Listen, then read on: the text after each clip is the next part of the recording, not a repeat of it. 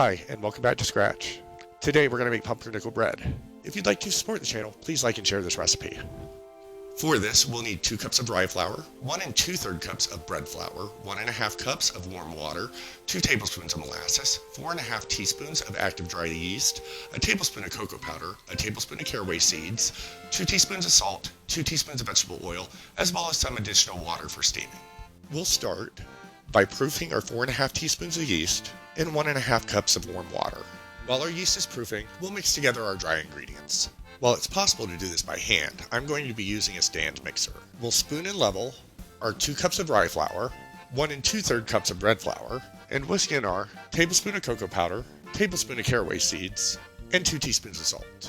Once our dry ingredients are mixed, we'll add our proofed yeast and water mixture, and our 2 tablespoons of molasses. We'll stir this with a spatula until a rough dough begins to come together. Once our dough has started to form, we'll attach the dough hook to our stand mixer and knead our dough on low speed for about 10 minutes. After about 8 minutes of kneading, we'll mix in our 2 teaspoons of vegetable oil and continue to knead for an additional 2 minutes. Once our dough has finished kneading, we'll empty it out onto a lightly floured work surface and shape it into a dough ball.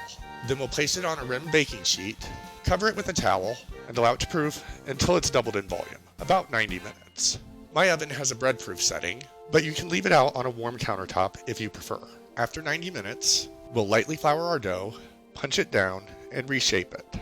This time we'll fold it, pinch the seams, and place our dough seam side down, and allow it to rise a second time for 45 minutes. After the second rise, we'll mold our bread into its final shape and score it with a diamond pattern. Then we'll fill a 2-quart baking dish, half full with water, place it in the bottom of our oven, and preheat the oven to 425 degrees Fahrenheit.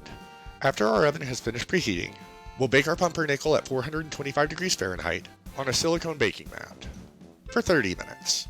After 30 minutes, we'll reduce the heat to 350 degrees Fahrenheit and allow it to bake at the lower temperature for an additional 30 minutes. Then we'll remove it from the oven and allow it to cool completely on a wire cooling rack before serving. If you'd like, you can ensure it has reached an internal temperature of 200 degrees Fahrenheit. The bread will continue to cook while cooling. And remember, if you like the content, please subscribe.